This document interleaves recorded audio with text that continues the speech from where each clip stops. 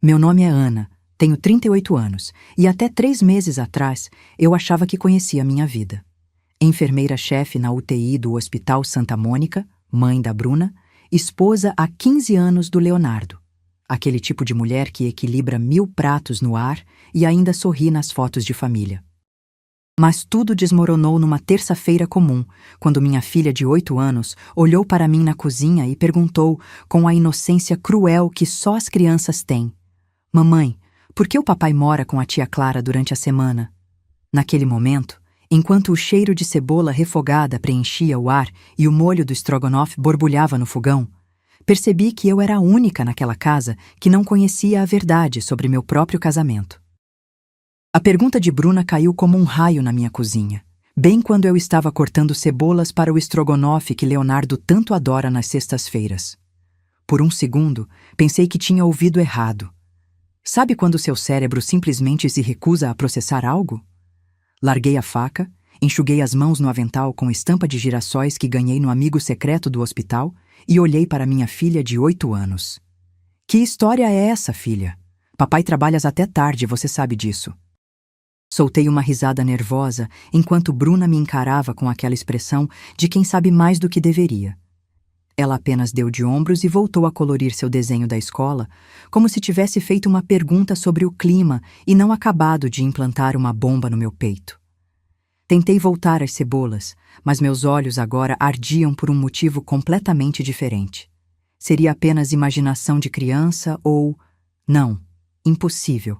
15 anos de casamento não se resumiriam a isso. Ou resumiriam. Sempre fui a pessoa que tem tudo sob controle.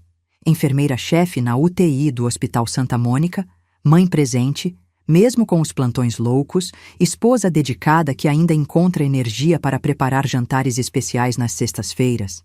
É clichê, eu sei, mas sempre me orgulhei dessa vida que construí com tanto esforço. Leonardo, meu marido, é gerente comercial de uma empresa de tecnologia. Pelo menos, é o que consta no LinkedIn dele. Clara e eu sempre fomos mais que irmãs. Éramos melhores amigas desde pequenas. Quando ela se divorciou há 6 meses, fui a primeira a acolhê-la, passar noites conversando, ouvindo seus desabafos. Leonardo sempre foi um cunhado atencioso com ela, e isso me fazia admirá-lo ainda mais. "Família é tudo", ele costumava dizer, e eu acreditava que era uma das suas maiores qualidades. Como poderia imaginar que essa proximidade entre eles escondia algo tão diferente? Às vezes me pergunto se fui eu mesma quem os aproximou demais, se fui cúmplice involuntária da minha própria traição. Acho que parte de mim sempre soube. Aquela sensação de que algo não se encaixa perfeitamente, como quando você monta um quebra-cabeça e percebe que uma peça foi forçada no lugar errado. As ligações que Leonardo atendia no banheiro, sussurrando. O perfume diferente que às vezes, só às vezes, vinha impregnado em suas camisas. O jeito como ele checava o celular compulsivamente durante nossos raros momentos juntos. Mas você sabe como é, né? A gente arranja desculpas. É o estresse do trabalho. Ele precisa estar disponível para os clientes. Aquele perfume deve ser do colega que o abraçou na despedida. Criamos uma coleção de explicações perfeitamente razoáveis, empilhadas como uma barricada contra a verdade.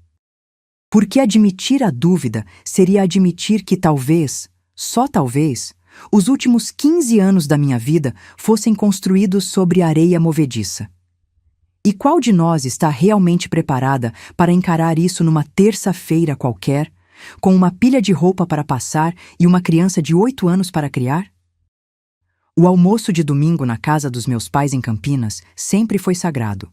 Feijoada, farofa, couve refogada e aquela cerveja gelada que meu pai insiste em servir mesmo no inverno.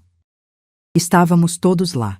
Eu, Leonardo, Bruna, meus pais e Clara, minha irmã caçula que acabara de se divorciar. Foi quando notei. O olhar que Leonardo lançou para Clara quando serviu a sobremesa. Aquele tipo de olhar que diz muito mais que palavras. "Você parece mais animada hoje, Clara", comentei enquanto ajudávamos a lavar a louça. Ela sorriu, os olhos brilhando de um jeito que não via desde antes do divórcio. "A vida segue, né, maninha?", respondeu, enxugando um prato com atenção desnecessária. Naquele momento, interpretei como um bom sinal. Minha irmã estava superando o trauma, e Leonardo, sempre tão gentil, estava sendo o cunhado atencioso que ela precisava nesse momento difícil. Que idiota eu fui! Decidi que deveríamos nos reunir mais vezes. Vamos fazer um churrasco lá em casa no próximo fim de semana, sugeri, sem saber que estava alimentando a própria traição. Foi numa terça-feira chuvosa que encontrei a camiseta. Pequena demais para Leonardo, com estampa de super-herói. Estava enfiada debaixo do banco do passageiro do nosso Jeep Renegade, aquele que compramos com tanto sacrifício no ano passado. Meu coração deu um salto. Seria de outra criança? De outro filho? A paranoia é uma senhora bem criativa, sabia? Achei isso no carro, disse casualmente quando Leonardo chegou, mais tarde que o normal, cheirando a loção pós-barba e cansaço. Ele mal olhou. Ah, é para o filho do Carlos, do trabalho. Aniversário dele semana que vem. Explicação rápida, sem tropeços. Mas seus olhos não encontraram os meus. Guardei a camiseta na gaveta e me peguei checando o calendário. Que tipo de pessoa compra um presente com 2 semanas de antecedência e depois o esconde embaixo do banco do carro? O mesmo tipo que trabalha até depois da meia-noite 3 vezes por semana. Aparentemente. Engoli a dúvida junto com o jantar frio que havia guardado para ele. Clara é tão sortuda por ter um cunhado como Leonardo, minha mãe comentou, enquanto escolhíamos frutas na feira do domingo. Com essas contas todas depois do divórcio, esse dinheiro que ele está dando todo mês tem sido a salvação dela. O mamão papaya que eu segurava quase foi ao chão. Que dinheiro? Desde quando Leonardo, que reclamava do preço da escola particular de Bruna, estava bancando minha irmã recém-divorciada? Ele nunca comentou nada comigo, respondi, tentando parecer casual enquanto minha mente fazia contas rápidas. Ah, ele pediu para não contar, minha mãe continuou, completamente alheia à bomba que tinha acabado de soltar. Disse que você já se preocupa demais com tudo. Naquela noite, enquanto assistíamos a uma série na Netflix, eu fingindo prestar atenção, ele fingindo que estava realmente ali, reuni coragem. Mãe me contou sobre você ajudar a Clara financeiramente. Ele não pareceu surpreso com a revelação, apenas desconfortável por eu saber. Você já tem preocupação demais, justificou, exatamente como minha mãe havia dito. Sua previsibilidade nunca me pareceu tão suspeita. Nosso aniversário de casamento merecia uma surpresa, decidi. 15 anos não são 15 dias. Coloquei meu melhor vestido, aquele azul que Leonardo sempre elogiava. Deixei Bruna com minha vizinha, Dona Gertrudes, e dirigi até o imponente prédio de vidro no centro empresarial onde ficava o escritório dele. Estava tão animada que nem avisei que ia. Um buquê de girassóis em uma mão, reserva para jantar na outra. Senhor Sampaio? Ele geralmente só vem às segundas para as reuniões semanais, disse a recepcionista, uma jovem de óculos modernos e expressão confusa. Senti meu estômago afundar até o chão de mármore polido. Deve haver algum engano. Meu marido trabalha aqui todos os dias. Insisti, minha voz soando estranha até para mim mesma. Ela consultou o sistema, visivelmente desconfortável. Ele mantém um escritório aqui, sim, mas só comparece para reuniões presenciais. Os girassóis pareciam murchar em tempo real junto com meu sorriso. No caminho de volta, liguei para Leonardo. Estou indo para casa mais cedo. Vamos jantar fora? Sugeri, sem mencionar onde estava. Impossível hoje, amor. Estou atolado de trabalho no escritório, respondeu sem hesitar. Foi aí que soube. Ele era um mentiroso habilidoso. No dia seguinte, liguei para o RH da empresa. Precisava de confirmação, de provas concretas antes de confrontá-lo. Lamento, mas não podemos fornecer informações sobre a agenda dos funcionários sem autorização expressa deles, informou a mulher do outro lado da linha, sua voz metálica e impessoal. Nem mesmo para a esposa? Tentei, odiando o tom de desespero que escapava por entre minhas palavras. Especialmente para familiares, senhora. Política de privacidade. Desliguei sentindo-me impotente. As paredes corporativas o protegiam perfeitamente. Considerei contratar um detetive particular, mas logo descartei a ideia. Como explicaria esse gasto no cartão de crédito conjunto? Como olharia para mim mesma no espelho sabendo que cheguei a esse ponto? Decidi que precisava ser mais esperta, mais observadora, mais paciente. Se Leonardo tinha outra vida, eventualmente ele cometeria um erro. E eu estaria lá, colecionando cada deslize como peças de um quebra-cabeça macabro que, quando completo, revelaria a verdade sobre os últimos 15 anos da minha vida. Você já sentiu seu coração se quebrando em câmera lenta? No terceiro mês depois da pergunta de Bruna, Clara começou a cancelar nossos almoços de quarta-feira. Um ritual de irmãs que mantínhamos desde a adolescência, aquele momento sagrado para fofocas, desabafos e aquele brigadeirão da confeitaria Santa Terezinha que nós duas adorávamos. Tenho uma entrevista de emprego, ela dizia em uma semana. Preciso resolver umas pendências do divórcio, alegava na outra. Sempre com aquela voz apressada, sempre sem me olhar nos olhos. O mais estranho?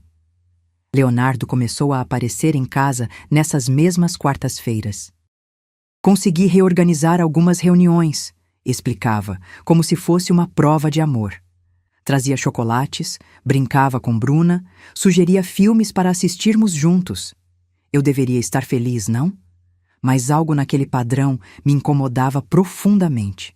Era como se Clara e Leonardo estivessem coordenando suas agendas, um evitando me encontrar exatamente quando o outro decidia estar presente. Coincidência? Talvez. Mas a essa altura, eu já não acreditava mais em coincidências. Você acreditaria? Sempre fui organizada até demais. Leonardo brincava que eu deveria ter sido contadora, não enfermeira. Foi durante a faxina mensal no escritório de casa que encontrei os recibos. Estavam dobrados dentro de um livro de administração que Leonardo nunca leu, presente de amigo secreto do trabalho que ficou na estante acumulando poeira. Hotel Casa da Montanha, Campos do Jordão. Jantar para 2 no romântico restaurante La Galha. Lembrei imediatamente. Leonardo estava em viagem de negócios naquela data. Já esteve em Campos do Jordão, amor? Perguntei casualmente durante o jantar, observando sua reação como uma cientista estudando uma amostra sob microscópio. Seus dedos tensionaram levemente ao redor do garfo. Um gole de vinho mais longo que o normal. Só uma vez naquela convenção, acho que te contei. Então, rapidamente mudou de assunto, perguntando sobre o boletim de Bruna. Novamente aquele padrão, desviar, distrair, mudar o foco. Guardei os recibos numa caixa de sapatos no fundo do meu armário. Mais 2 peças para meu quebra-cabeça macabro. Quantas mais seriam necessárias para enxergar a imagem completa? Patrícia é o tipo de amiga que fala demais depois do segundo copo de vinho. Enfermeira-chefe da pediatria, colega de faculdade, madrinha de Bruna. Foi durante nosso happy hour mensal no boteco do Joaquim que ela deixou escapar. Não ia contar, mas já que você está perguntando da Clara, vi ela e Leonardo no Shopping Metrópole em Guarulhos semana passada. Achei tão fofo o jeito que o menino deles chamava ele de papai. Muito parecido com a Bruna, inclusive. Mantive o sorriso no rosto enquanto sentia algo se quebrar dentro de mim. Menino? Que menino? Patrícia percebeu que havia falado demais. Tentou consertar. Disse que talvez tivesse confundido Leonardo com outro homem. Mas nós duas sabíamos que ela não havia confundido nada. Deve ser o afilhado dele, sugeri, oferecendo a ela uma saída fácil. Isso deve ser. Agarrou-se à desculpa, aliviada. Pedi outra rodada de caipirinhas. Se ia descobrir que meu marido tinha outro filho, precisaria de mais álcool no sangue. Você conseguiria manter a compostura descobrindo algo assim no meio de um boteco? As festas juninas da escola Pequeno Príncipe são famosas no bairro. Barraquinhas coloridas, quadrilha, quentão para os adultos, quentão sem álcool para as crianças, que na verdade é só suco de maçã com canela. Estava ajudando Bruna a pescar patos de plástico quando uma mulher se aproximou. Cabelos castanhos, aproximadamente 40 anos, sorriso genuíno. Você deve ser a Bruna, O Mateus fala tanto de você, vocês são muito parecidos. Bruna, com toda a sua inocência de 8 anos, franziu a testa. Quem é Mateus? A mulher pareceu confusa, depois constrangida. Ah, desculpe, devo ter confundido as crianças. Mas antes de se afastar, acrescentou. Pensei que você fosse a irmã do Mateus. Ele sempre menciona uma irmã mais velha. Observei a mulher se afastando, conversando com outras mães. Quem era Mateus? E por que ele falava de Bruna como sua irmã? A sensação de estar vivendo uma vida paralela, como num filme de ficção científica, nunca foi tão forte. Como se eu tivesse acordado num universo ligeiramente diferente, onde tudo parecia igual, mas nada era. Os desenhos começaram a aparecer no caderno de artes de Bruna semanas depois do incidente na festa escolar. Sempre o mesmo tema. 4 pessoas de mãos dadas. Eu, mamãe, papai e Mateus. Ela explicava com naturalidade quando perguntei. A princípio fiquei confusa. Na festa junina, ela não conhecia nenhum Mateus. O que havia mudado? Quem é esse Mateus que você sempre desenha, filha? Perguntei numa noite, tentando soar casual enquanto trançava seu cabelo para dormir. É meu irmão da semana, respondeu como se fosse óbvio. Papai me apresentou ele depois daquela festa na escola. Lembra daquela senhora que perguntou se eu era irmã do Mateus? Papai disse que ela era amiga dele e que eu devia conhecer o Mateus. Agora, às vezes, quando papai me busca na escola, vamos tomar sorvete com ele antes de vir para casa. Mas é segredo. Senti um frio na espinha. Então Leonardo havia decidido apresentar as crianças depois que alguém quase expôs seu segredo na festa escolar? E pior, ensinou minha filha a mentir para mim? Que tipo de pessoa faz isso com uma criança de 8 anos? E quão cega eu estava para não perceber essas saídas secretas depois da escola? Você deveria considerar aquela especialização em São Luís, Leonardo comentou numa manhã de sábado, enquanto preparávamos panquecas. Fiquei surpresa. Ele se referia a um programa de especialização em tratamento intensivo neonatal que eu havia mencionado meses atrás, mas logo descartei por ser em outro estado. Seria ótimo para sua carreira, amor. Bruna e eu ficaríamos bem por alguns meses. No começo, me senti lisonjeada. Afinal, não era o Leonardo egoísta querendo me afastar da família? Mas então percebi o padrão. Nos últimos 15 anos, ele nunca havia me encorajado a aceitar qualquer oportunidade que nos separasse geograficamente. Na verdade, havia sabotado sutilmente minhas ambições profissionais com frases como "Quem cuidaria da Bruna?" ou "Sua família precisa de você aqui." Por que a mudança repentina de atitude? A resposta era óbvia, mas dolorosa demais para admitir em voz alta. Ele me queria longe para viver sua outra vida com mais liberdade. Quão conveniente seria ter a esposa estudando a quilômetros de distância enquanto ele brincava de família feliz com minha irmã e seu filho secreto. Clara apareceu sem avisar numa quinta-feira à tarde. Caixa embrulhada em papel colorido, laço enorme, sorriso ainda maior. Um presentinho para minha sobrinha favorita, anunciou, entregando o pacote para Bruna, que rasgou o embrulho com a voracidade típica da idade. Um tablet de última geração, exatamente o modelo que Leonardo e eu havíamos decidido que ela era jovem demais para ter. Havíamos discutido isso longamente apenas um mês antes. Clara, combinamos que Bruna só teria um tablet depois dos 10 anos. Protestei baixinho enquanto minha filha já explorava o aparelho no sofá. Clara deu de ombros, aquele sorriso enigmático que começava a me irritar profundamente. Ah, mas Leonardo disse que ela poderia ter um. Nós conversamos sobre isso semana passada. A familiaridade com que ela falava das decisões parentais da minha filha fez meu sangue ferver. Desde quando minha irmã e meu marido conversavam sobre a educação de Bruna sem mim? Desde quando tinham encontros semana passada que eu desconhecia? A resposta era óbvia, mas cada nova confirmação era como um pequeno punhal enterrado mais fundo no meu peito. Sempre dividimos as responsabilidades financeiras. Leonardo cuidava dos investimentos, eu das contas do dia a dia. Naquela manhã, Tentei acessar nossa conta conjunta para verificar um pagamento e descobri que a senha havia sido alterada. 3 tentativas erradas e o sistema bloqueou meu acesso.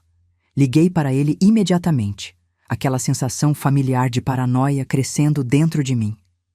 Ah, esqueci de te avisar, disse com uma casualidade estudada. Mudei todas as senhas depois que o banco alertou sobre uma tentativa de fraude. Te mando a nova mais tarde. A explicação parecia razoável.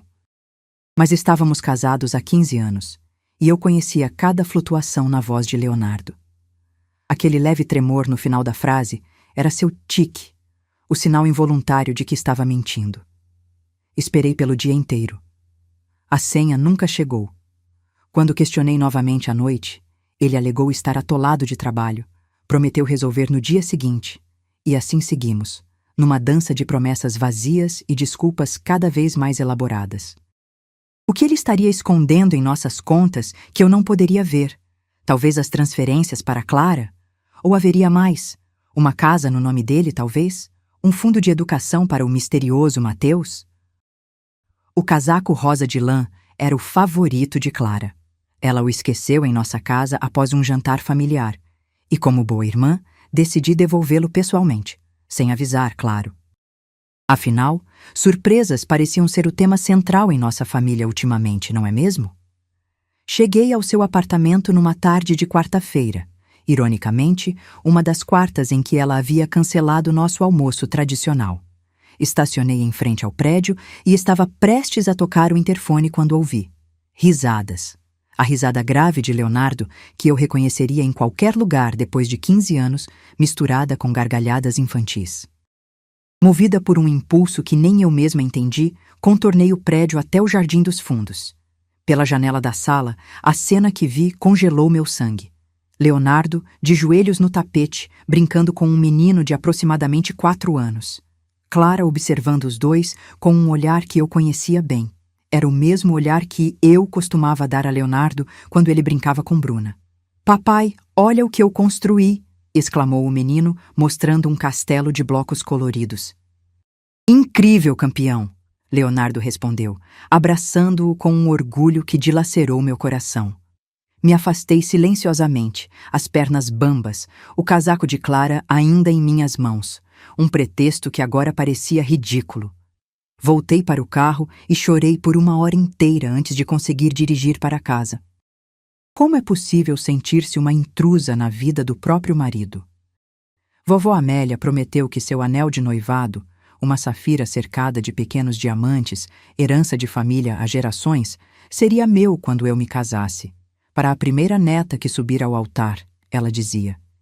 E como fui a primeira, o anel deveria ser meu, mas misteriosamente desapareceu semanas antes do meu casamento. Um assunto que virou tabu na família, que ninguém gostava de mencionar para não entristecer vovó Amélia. Foi durante o churrasco de aniversário do meu pai que notei. Clara gesticulava animadamente, contando uma história qualquer, quando o sol refletiu em sua mão esquerda. Ali, no dedo anelar direito, brilhava um anel impressionantemente similar ao da vovó Amélia. Não idêntico, obviamente seria óbvio demais, mas com o mesmo design, a mesma safira central, o mesmo arranjo de diamantes. "Anel novo?" perguntei, interrompendo sua história. Ela hesitou por uma fração de segundo. "Sim. Presente meu para mim mesma, comemorando o meu novo emprego." Trocamos um olhar que dizia tudo. Ela sabia que eu sabia. E agora sabíamos que ambas sabíamos. Era apenas questão de tempo até que alguém quebrasse o silêncio e nomeasse o elefante na sala. Quem seria a primeira a explodir aquela bomba que destruiria nossa família para sempre? O aniversário de 9 anos de Bruna transformou-se em um evento maior do que planejamos. Amigos da escola, vizinhos, familiares, inclusive Clara, que trouxe um presente extravagante demais como sempre. Leonardo parecia tenso, checando o celular a cada 5 minutos, sorrindo forçadamente para as fotos. "Está tudo bem?" perguntei, já sabendo que a resposta seria mais uma mentira para minha coleção. "Claro, só cansado." Foi quando ele se abaixou para ajudar Bruna a abrir um presente, que viu o papel cair do bolso de seu paletó. Instintivamente o peguei. Um cartão infantil feito à mão com canetinhas coloridas. Para o melhor pai do mundo, te amo, Mateus. Dentro, uma foto. Clara, Leonardo e o menino da janela, Mateus, sorridentes em frente a uma casa de praia que eu nunca tinha visto. Uma casa que, pela aparência confortável, não era aluguel de temporada. Uma casa que provavelmente constaria em nossa declaração de imposto de renda, se eu ainda tivesse acesso a ela. Guardei o cartão na minha bolsa, com aquela calma estranha que só vem quando você finalmente confirma o que já sabia há meses. As últimas peças do quebra-cabeça finalmente se encaixavam, revelando uma imagem que eu nunca quis ver, mas que não podia mais ignorar. Você já sentiu aquele momento de clareza absoluta em que sua vida anterior termina e algo novo, ainda indefinido, começa? Passei 3 dias inteiros em silêncio interior depois de encontrar o cartão de Mateus. Sorria para Bruna, cozinhava para Leonardo, atendia meus pacientes no hospital. Tudo no piloto automático enquanto minha mente trabalhava incessantemente. 15 anos. Era o tempo que havia dedicado a um casamento que, aparentemente, existia apenas nos finais de semana.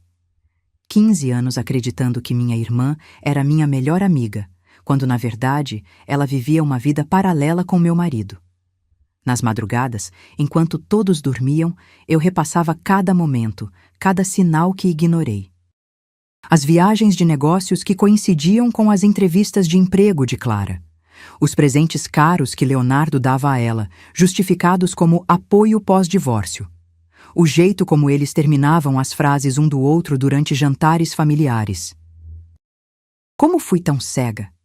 Talvez a pergunta mais honesta seja: quanto escolhi não ver? Porque admitir a verdade significaria reconstruir minha vida do zero. E quem tem coragem para isso aos 38 anos, com uma filha pequena e uma carreira que exige tanto? Você já sentiu esse medo paralisante de enfrentar uma verdade que pode destruir tudo que você conhece? Escolhi um café no shopping Ibirapuera para o confronto. Território neutro, público o suficiente para evitar uma cena, privado o suficiente para uma conversa sincera. Cheguei 20 minutos antes, pedi um cappuccino que não consegui beber e esperei. Clara apareceu pontualmente, vestida como se fosse para uma entrevista de emprego, não para encontrar a irmã. Aquela postura defensiva antes mesmo de começarmos já dizia tudo. Precisamos conversar sobre Mateus. Falei sem rodeios assim que ela se sentou. Seus olhos se arregalaram por um segundo, depois voltaram ao normal. Nenhuma negação, nenhuma surpresa exagerada. Apenas resignação. Coloquei sobre a mesa, uma a uma, as provas que havia coletado nos últimos meses. Os recibos, os desenhos de Bruna, o cartão de aniversário, as coincidências de agenda. Falei calmamente, como explicaria um procedimento médico complexo a um paciente. Quero ouvir de você, Clara. Quero entender como minha irmã e meu marido construíram uma segunda família pelas minhas costas durante... Quanto tempo exatamente? Ela respirou fundo, ajeitou o guardanapo no colo como se estivéssemos apenas discutindo a próxima reunião de família e não o colapso completo de tudo que eu acreditava ser minha vida. Esperava lágrimas, negações, talvez até raiva. Em vez disso, recebi um sorriso. Não de deboche ou crueldade. Algo pior. Um sorriso de alívio, como se um peso enorme tivesse sido removido dos ombros dela. 4 anos e meio, Clara respondeu, referindo-se à idade de Mateus. Mas estamos juntos há mais tempo. 6 anos, mais ou menos. 6 anos. Enquanto eu lutava para salvar vidas na UTI, enquanto amamentava Bruna nas madrugadas, enquanto preparava jantares especiais nas sextas-feiras, meu marido e minha irmã construíam sua própria versão da felicidade. Ana, você sempre foi tão dedicada ao seu trabalho, tão focada em ser a filha perfeita, a enfermeira perfeita. Leonardo precisava de alguém que colocasse ele em primeiro lugar. Suas palavras saíam com uma tranquilidade perturbadora, como se estivesse explicando algo perfeitamente razoável. Não foi planejado, simplesmente aconteceu. E agora temos o Mateus. Ele tem 4 anos, Ana. Seu sobrinho, meu filho, nosso filho. A palavra nosso ecoou na minha cabeça como um sino quebrado. Leonardo nunca quis um segundo filho comigo. Sempre dizia que Bruna era perfeita, que nossa família estava completa. Aparentemente, ele apenas não queria outro filho comigo. A dor dessa revelação foi tão física que precisei segurar a mesa para não desfalecer ali mesmo, no meio do café perfumado e iluminado demais para uma conversa sobre traição. Começou quando você fez aquela especialização em São Paulo, Clara continuou, agora que a comporta havia sido aberta.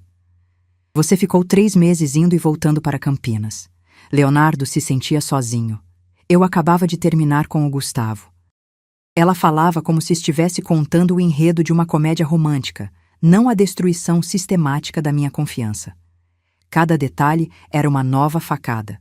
Os encontros às quartas-feiras, nosso dia sagrado de irmãs, as viagens de negócios que eram, na verdade, férias em família.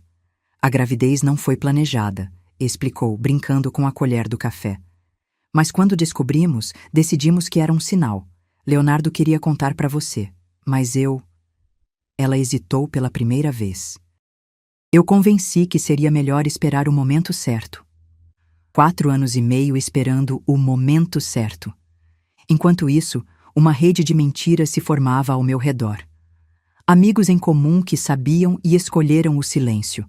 Familiares que foram cúmplices, incluindo meus próprios pais, que aparentemente visitavam o neto secreto quando eu estava de plantão. Ele nunca quis magoar você, Clara continuou, sua voz suave como se estivesse me consolando.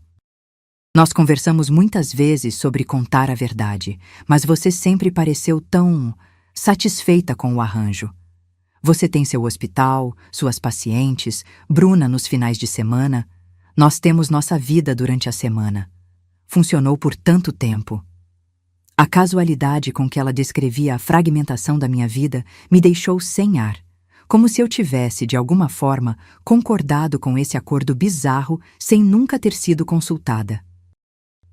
Sempre foi você, não é? Clara disse após um longo silêncio. Sua voz mudou, perdeu aquela doçura artificial. A filha perfeita, a irmã exemplar, a esposa dedicada. Você nem percebe como é sufocante viver à sua sombra, não é? Anos de ressentimento finalmente vieram à tona. Enquanto eu achava que construíamos uma relação de apoio mútuo, minha irmã caçula aparentemente alimentava um poço de inveja e amargura. Leonardo se sentia da mesma forma. Ana é perfeita demais, ele me disse uma vez. Tão perfeita que às vezes nem parece real. Ele precisava de alguém com falhas, com vulnerabilidades. Ela tomou um gole do café, seus olhos nunca deixando os meus. Nas nossas conversas, ele dizia que se sentia como um acessório na sua vida perfeitamente organizada. O marido da Ana, o pai da Bruna. Nunca apenas Leonardo. Cada palavra era como ácido corroendo minhas memórias. Quantas vezes Clara e Leonardo haviam dissecado minha personalidade, meus hábitos, meus defeitos em suas tardes secretas? Quantas risadas compartilharam às minhas custas? A ideia de que as 2 pessoas que mais amava no mundo me viam como algum tipo de monstro perfeccionista era quase insuportável. Mas o pior era perceber que talvez, apenas talvez, houvesse uma semente de verdade naquelas acusações. Eu havia me dedicado tanto a construir uma vida perfeita que esqueci de realmente vivê-la. Voltei para casa depois do café com Clara, sentindo-me estranhamente calma. Uma calmaria que precede tempestades devastadoras. Bruna estava na casa de uma amiguinha para um pijama party. E Leonardo havia avisado que teria, ironia das ironias, uma reunião de trabalho que avançaria pela noite. A casa vazia ecoava com 15 anos de memórias que agora pareciam pertencer a outra pessoa. Peguei uma taça de vinho, sentei na varanda e fiz algo que não fazia há anos. Simplesmente existir, sem planejar, sem organizar, sem tentar ser perfeita. As estrelas apareceram uma a uma no céu de São Paulo, raras o suficiente para parecerem presságios. Chorei até não ter mais lágrimas. Depois ri da absurdidade da situação. Meu marido e minha irmã. Um filho secreto. Uma vida dupla digna de novela das 9. Mas em algum momento entre o segundo copo de vinho e o amanhecer, algo mudou dentro de mim. A dor transformou-se em clareza. O desespero deu lugar à determinação. Não seria definida por essa traição. Não seria a vítima dessa história. Se Leonardo e Clara podiam construir uma vida secreta, eu também podia construir um futuro inteiramente novo. Um que fosse verdadeiramente meu. Você já sentiu aquela sensação de liberdade vertiginosa quando percebe que pode recomeçar do zero? Na manhã seguinte, criei um novo e-mail, algo que Leonardo jamais adivinharia ou teria acesso. Primeiro contato, o programa de especialização em Portugal, que havia descartado anos atrás por ser muito longe de casa. Segundo contato, doutora Carmen Oliveira, advogada especializada em direito familiar, recomendada por uma paciente que passou por situação similar. Terceiro, uma corretora de imóveis em Lisboa. Os dominós começavam a se alinhar. Nas semanas seguintes, movi-me como uma sombra eficiente. Copiava documentos importantes enquanto Leonardo dormia.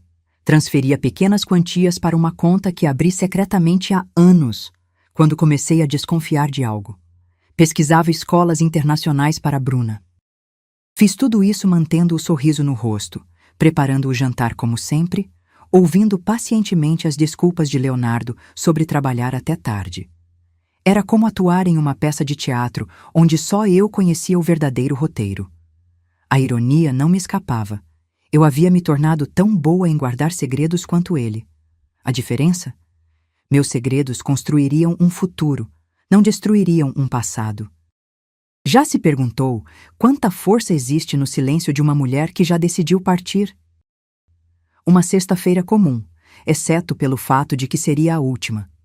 Preparei o estrogonofe que Leonardo tanto amava, o mesmo que estava fazendo quando Bruna fez aquela pergunta fatídica meses atrás. O ciclo se completava, mas desta vez acrescentei 2 pratos extras à mesa. Mandei uma mensagem para Clara. Precisamos resolver aquela questão do tablet da Bruna.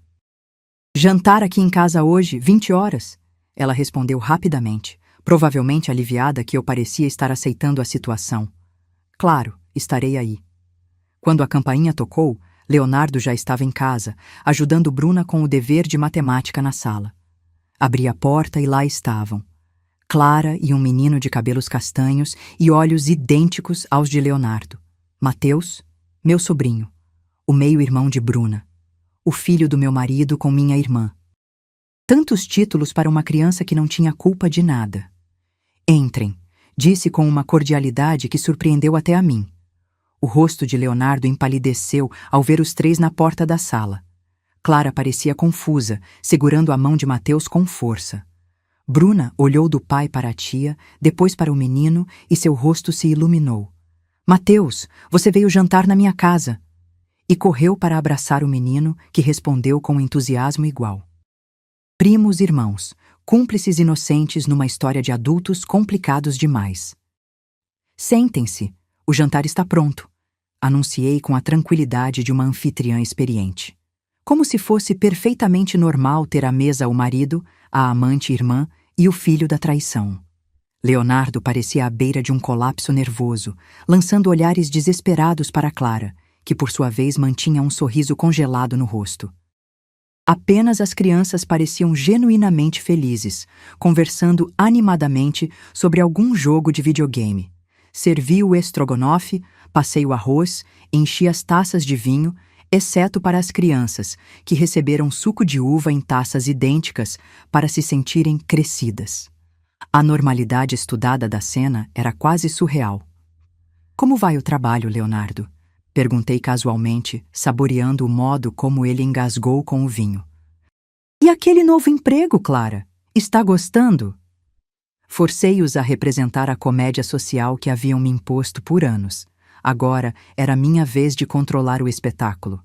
As crianças, alheias à tensão entre os adultos, criaram seu próprio universo na ponta da mesa, rindo e cochichando como velhos amigos. Havia algo de poético naquilo. A inocência delas contrastando com a culpa estampada nos rostos dos pais. Quem éramos nós para destruir aquela conexão genuína com nossos problemas de adultos?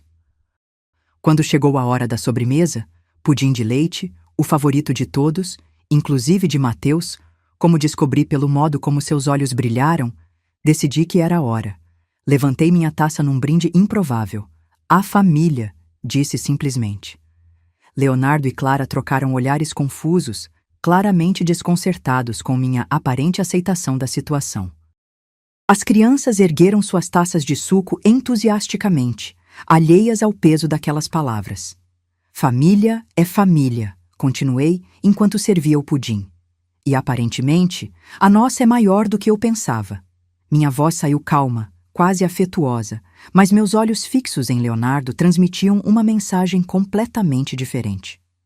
Vi o alívio momentâneo em seu rosto, aquela expressão de quem acredita ter se safado de algo terrível. Clara relaxou visivelmente os ombros, talvez imaginando que eu havia aceitado aquele arranjo bizarro que ela propôs no café. Pequenos sorrisos de cumplicidade começaram a se formar entre eles. Era fascinante observar como rapidamente acreditaram que poderiam moldar a realidade conforme sua conveniência. Como se eu fosse apenas uma personagem secundária em sua grande história de amor proibido, pronta para aceitar o papel que me designaram. Vocês já perceberam como as pessoas tendem a acreditar no que lhes é conveniente, mesmo quando todas as evidências apontam para o contrário? O silêncio que seguiu foi quebrado apenas pelo tilintar dos talheres nas taças de sobremesa e as risadas ocasionais das crianças.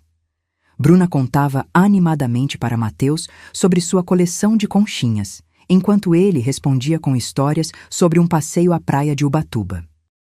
Esperei que terminassem a sobremesa, saboreando cada segundo da falsa sensação de segurança que Leonardo e Clara sentiam. Vocês se perguntam por que estou tão calma? Perguntei finalmente, depois que as crianças pediram para ir brincar no quarto de Bruna. Leonardo engoliu em seco, seu garfo paralisado a meio caminho da boca. Clara ajeitou o cabelo nervosamente, um tique que tínhamos desde a adolescência. Porque finalmente entendi algo. Enquanto vocês construíam uma vida baseada em mentiras, eu construí algo muito mais valioso, a capacidade de recomeçar. Bebi um gole de vinho, apreciando o momento como uma atriz que finalmente recebe sua deixa para o monólogo principal. É interessante como pessoas que vivem de mentiras acabam acreditando que todos são tão falsos quanto elas. Vocês realmente pensaram que eu aceitaria isso? Que dividiríamos Leonardo como se fosse um brinquedo? Que criaríamos essas crianças numa farsa? Minha voz permanecia controlada, quase gentil, o que tornava cada palavra ainda mais devastadora. Não era raiva que eu sentia, era pena. Pena de duas pessoas tão vazias que precisaram roubar a vida de outra para se sentirem completas. Leonardo tentou falar, mas ergui a mão, silenciando-o com um gesto. Não me interessa suas justificativas. Não me interessa há quanto tempo isso começou ou quem seduziu quem primeiro. O que me interessa é o futuro, o meu e o de Bruna.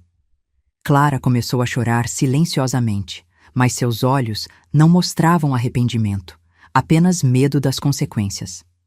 Leonardo parecia um animal acuado, dividido entre defender-se e implorar perdão. O que eles não sabiam, o que ninguém sabia, eram os e-mails em minha caixa de entrada. A aceitação para o programa de especialização em Lisboa, confirmada naquela manhã. As passagens compradas para dali a 2 semanas. O apartamento já alugado no bairro de Belém, próximo ao hospital onde eu trabalharia. A escola bilíngue que já havia aceitado Bruna. Os papéis do divórcio, preparados com cuidado meticuloso pela doutora Carmen, guardados na minha bolsa junto com evidências de cada mentira dos últimos anos. A conta bancária secreta que vinha alimentando aos poucos, desde a primeira vez que encontrei um recibo suspeito no bolso de Leonardo. Alguns segredos podem destruir, outros libertam. Os meus eram do segundo tipo, e enquanto eles acreditavam estar no controle da situação, eu já havia redesenhado completamente o futuro. Um futuro onde eles seriam apenas personagens secundários, não os protagonistas da minha história. Bruna vai adorar conhecer Portugal, comentei casualmente, observando a confusão em seus rostos. O programa começa em 3 semanas, mas vamos antes para nos instalarmos adequadamente. As implicações dessas palavras caíram como bombas à mesa. Leonardo empalideceu ainda mais, se é que isso era possível. Clara engasgou com o vinho. Portugal? Você não pode levar Bruna assim para outro país, ele protestou, sua voz subindo uma oitava. Sorri serenamente enquanto observava cada rosto ao redor da mesa. Leonardo, o homem que acreditei ser meu parceiro de vida, agora apenas o pai de minha filha. Clara, minha irmã de sangue, agora apenas uma estranha com quem compartilho DNA. Mateus, uma criança inocente presa nessa teia de mentiras adultas. E Bruna, minha filha, a única pessoa verdadeiramente importante nessa equação complicada. É interessante como você acha que tem direito de opinar sobre isso, depois de tudo. Respondi com uma calma que não sabia possuir. Como acha que um juiz reagiria sabendo que você manteve uma segunda família por anos? Que ensinou sua filha a mentir para a própria mãe sobre seu irmão da semana? Bebi o último gole de vinho, coloquei o guardanapo sobre a mesa e me levantei. Crianças, hora do sorvete na varanda, chamei, encerrando efetivamente a conversa. Aquela seria a última vez que estaríamos todos juntos sob o mesmo teto, e apenas eu sabia disso. Apenas eu carregava o conhecimento do fim, enquanto eles ainda tentavam processar o colapso de seu castelo de mentiras. Há um poder singular em ser a única pessoa a conhecer o verdadeiro roteiro quando todos os outros ainda estão improvisando, não acha? Lisboa recebeu-nos com céu azul e ventos suaves. Nosso apartamento em Belém tem uma varanda pequena com vista para o Tejo. Não é luxuoso como nossa casa em São Paulo, mas tem algo muito mais valioso. Verdade. Cada objeto aqui foi escolhido por mim. Cada decisão é autenticamente minha. Bruna adaptou-se com aquela resiliência surpreendente que as crianças têm. Na escola internacional, fez amigos de várias nacionalidades e já mistura português com inglês e espanhol de um jeito adorável que me faz sorrir. Meu trabalho na UTI neonatal do Hospital Santa Maria é exigente, mas profundamente gratificante. Colegas portugueses inicialmente desconfiados do jeito brasileiro, agora me consultam em casos complexos. Construímos uma rotina nova, passeios de bicicleta aos domingos pelo parque, aulas de natação às terças, cinema às sextas. Uma vida simples, organizada ao redor de nós duas, não ao redor das mentiras de um homem. Encontrei um grupo de brasileiras expatriadas que se reúnem mensalmente para matar a saudade do pão de queijo e da caipirinha. Entre elas, algumas também recomeçando após relacionamentos desfeitos. Há uma solidariedade silenciosa entre mulheres que reconstruíram suas vidas do zero. Um código não verbal que diz sobrevivemos, e isso é uma vitória por si só. As notícias chegam fragmentadas, através de minha mãe, que finalmente tomou meu partido depois que expus toda a verdade, e algumas amigas leais que mantiveram contato. O império de mentiras desmoronou rapidamente após minha partida. Expostos, Leonardo e Clara não conseguiram sustentar a fachada de casal perfeito. Aparentemente, sem o elemento do segredo, sem a adrenalina da traição, o relacionamento perdeu o brilho. Irônico, não? Leonardo enfrentou consequências profissionais também. Meus pais, profundamente envergonhados pelo papel que inadvertidamente desempenharam no esquema, contaram tudo aos amigos em comum. No círculo social relativamente pequeno e conservador de Campinas, Leonardo tornou-se persona non grata. Alguns clientes importantes romperam contratos, citando incompatibilidade de valores. Clara perdeu o emprego que havia conseguido recentemente. Coincidentemente, por indicação de Leonardo. A casa de praia que dividiam foi colocada à venda para cobrir dívidas emergentes. O castelo de cartas finalmente desmoronou, revelando a fragilidade de fundações construídas sobre mentiras. Não sinto prazer em seu sofrimento, apenas uma estranha sensação de justiça cósmica. Como aquele ditado que vovó Amélia sempre repetia: Deus escreve certo por linhas tortas. Quem diria que as linhas seriam tão tortas assim? Bruna fala com o pai por videochamada 2 vezes por semana, negociado através de advogados e estritamente supervisionado por mim. No início, ela perguntava constantemente sobre Mateus, seu irmão da semana. Com o tempo, as perguntas diminuíram. Crianças são assim, vivem intensamente o presente.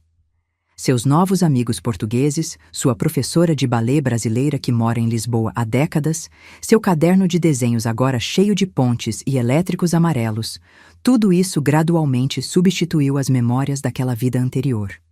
A psicóloga infantil doutora Mariana, brasileira formada na Universidade de Coimbra, tem sido fundamental nesse processo. Bruna está processando tudo de maneira saudável, ela me garantiu na última consulta. Crianças são naturalmente adaptáveis e você criou um ambiente seguro para ela aqui. Nas sessões de terapia, Bruna desenha nossa família atual. Apenas nós duas, de mãos dadas, sob o sol de Lisboa. Ocasionalmente, adiciona Leonardo num canto da página, sempre menor, sempre à distância. Mateus raramente aparece agora. Não por trauma ou negação, explicou a doutora Mariana, mas simplesmente porque ele não faz mais parte de sua realidade cotidiana. É admirável e um pouco assustador como as crianças conseguem seguir em frente, enquanto nós, adultos, permanecemos ancorados ao passado, não é? Os e-mails de Leonardo chegam semanalmente. No início, longos e desesperados, implorando perdão, depois, gradualmente, transformando-se em relatórios práticos sobre assuntos financeiros pendentes. As transferências para a conta de Bruna são pontuais, talvez a única coisa confiável que resta dele. Clara tentou contato apenas uma vez, 3 meses depois que partimos. Uma carta manuscrita que chegou ao meu endereço de trabalho. Como ela o descobriu, não faço ideia. Sei que nunca vai me perdoar, ela escreveu. E não estou pedindo isso. Só queria que soubesse que Mateus pergunta pela tia Ana e pela prima Bruna. Ele não entende por que vocês desapareceram de repente. A manipulação emocional era tão transparente que quase ri. Clara sempre soube como jogar com culpa, uma habilidade que aperfeiçoou desde a infância. Não respondi. Alguns silêncios comunicam mais que qualquer palavra jamais poderia. E algumas pontes, uma vez queimadas, não merecem ser reconstruídas. Existem pessoas que precisamos amar à distância, não por rancor, mas por autopreservação. Você já teve que cortar laços com alguém que amava, simplesmente para poder respirar novamente? O café da manhã na varanda tornou-se meu ritual sagrado. Acordo antes de Bruna, preparo um café forte, uma das poucas coisas brasileiras que os portugueses fazem diferente, e eu insisto em manter meu jeito, e observo o Tejo despertar com o nascer do sol. Nesses momentos de solidão pacífica, frequentemente me pergunto: quem era aquela Ana de antes? A enfermeira perfeita, a esposa dedicada, a irmã sempre disponível. Uma mulher definida por suas relações com os outros, nunca por sua relação consigo mesma. A traição de Leonardo e Clara, por mais dolorosa que tenha sido, me libertou de uma vida que talvez não fosse verdadeiramente minha. Forçou-me a redescobrir partes de mim que havia esquecido ou nunca conhecido. A Ana que anda de bicicleta aos domingos. A Ana que está aprendendo a tocar violão aos 39 anos. A Ana que finalmente escreveu aquele artigo para a revista de enfermagem que vinha adiando há anos.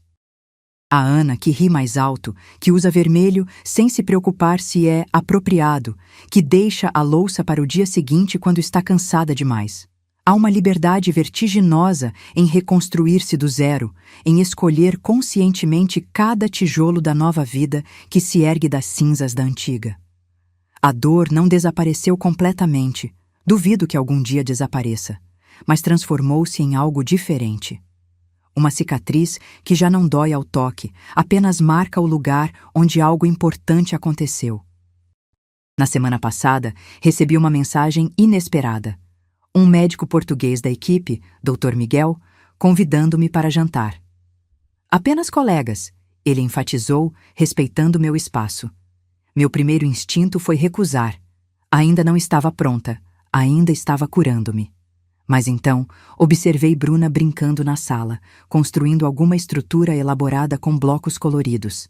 Quando um desabava, ela simplesmente ria e começava de novo, sem frustração, sem apego ao que havia sido destruído. Que lição poderia aprender com minha própria filha? Peguei meu diário, hábito que desenvolvi aqui em Lisboa, e escrevi a pergunta que vinha me assombrando há meses. O que você faria se descobrisse que as pessoas que mais amava viviam uma vida inteira às suas costas? A resposta, que antes parecia tão complexa, agora clarificava-se. Não se trata de escolher entre consertar o que foi quebrado ou construir algo novo. Às vezes, os cacos do que se quebrou tornam-se os fundamentos do que construímos a seguir. Respondi ao Dr. Miguel com um simples sim, adoraria. Não porque estou pronta para um novo relacionamento, longe disso, mas porque estou pronta para novas experiências, novas conexões, novos capítulos da minha história que não são definidos pelo que perdi, mas pelo que escolho ganhar daqui para frente. Afinal, como diria minha avó Amélia com sua sabedoria simples, filha, a vida é como feijão, precisa ferver para ficar bom de comer. E eu, definitivamente, fervi o suficiente para uma vida inteira.